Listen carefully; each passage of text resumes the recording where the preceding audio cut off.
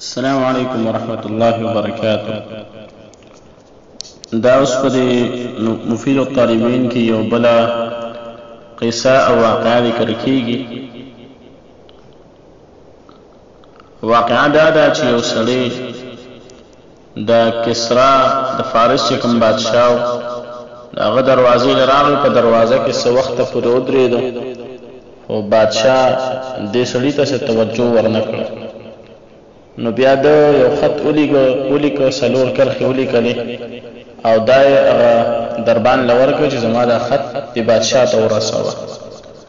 نو چې کله دا خط ورسوه په هغې کې سلور خبرې لیکلې شوې، ډېرې ښایسته ښایسته خبرې. د ټولو اول نمبر خبره ورته دا کړې وه چې زه ضرورت او امید راوستې م ستا خواله، یعنې زما ضرورت دی ځکه ستا خواله زه راغلی یم. دویم نمبر خبره ورته کړې وه چې کله یو سړی ضرورتمند وي نو په هغه وخت کې هغه صبر نشي کولی. ضرورتمند مطلب چې هغه غریب وي، پیسه ورسره نه وي، ضرورت وي ورته، نو بیا هغه صبر نشي کولی. او دریم نمبر خبره بادشاه ته کړې وه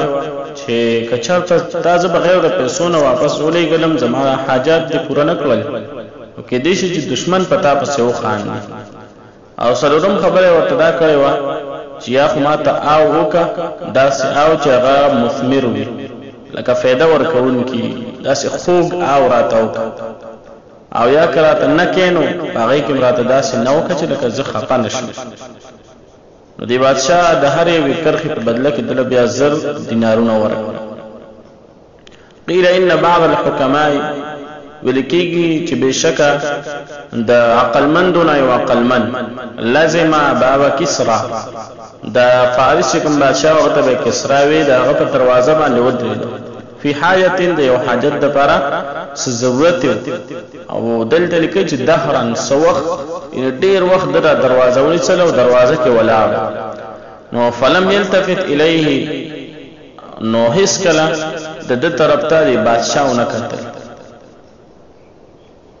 فكتب 4 أسطر في رقعة، نو دې سړي سلور کرښې لیکل وکړل په یو پاڼه کې. ودفعها لحاجب، او دا پاڼه یې ورکړه هغه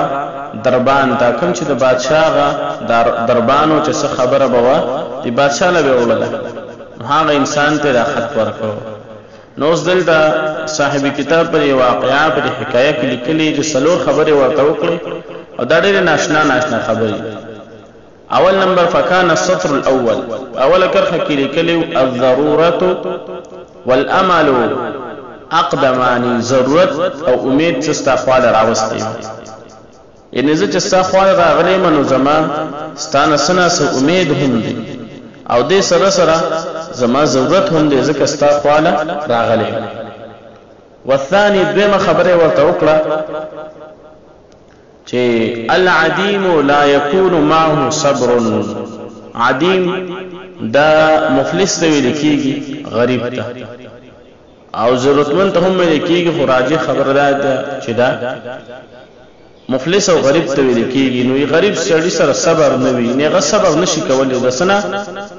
عن المطالبات، هغه چې څه مطالبه کړې وي څه غوښتې وي نو د هغې نه هغه صبر نشي کولی، هغه وایي چې دا راته زر میلاو شي.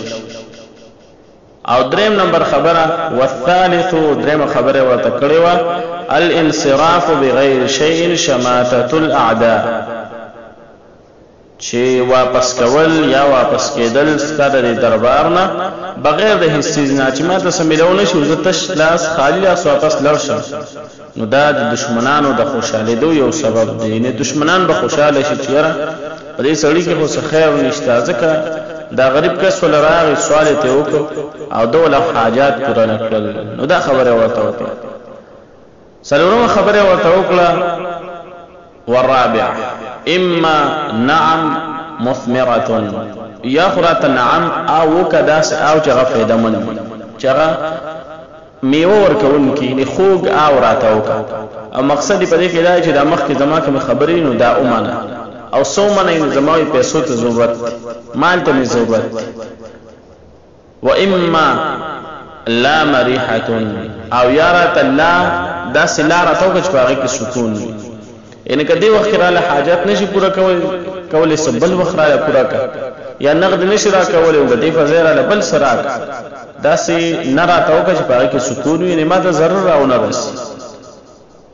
نو فلما قرأها كسرى كرج كسرى دا خط أولوستو نو وقع له بكل سطر 1000 دينار دا هر یو کرخی په بدله کې زر دیناره د انسان لور نو دا یو عقلمن او یو خيار سره او بادشاہ هم ډیر زیات خيار او د پر خبرو باندې پوښ نو په دې واقع کې دا سبق پروت دی چې کله یو څه ته مونږه بنفسه نشو رسیدي او زمون اغزه ته ضرورت وي نو پکار دي چې دسو په واسطه باندې ته ورور رسول صلیل ته خط ولېږي یا بل څوک ورولېږي خو په دې کې د دې خبره خیال ساتل پکار دي چې کدا تقریری او کدا د لکایې پیغام وي چې په دې کې د آداب خیال ساتل شي او د الفاظ خیال ساتل شي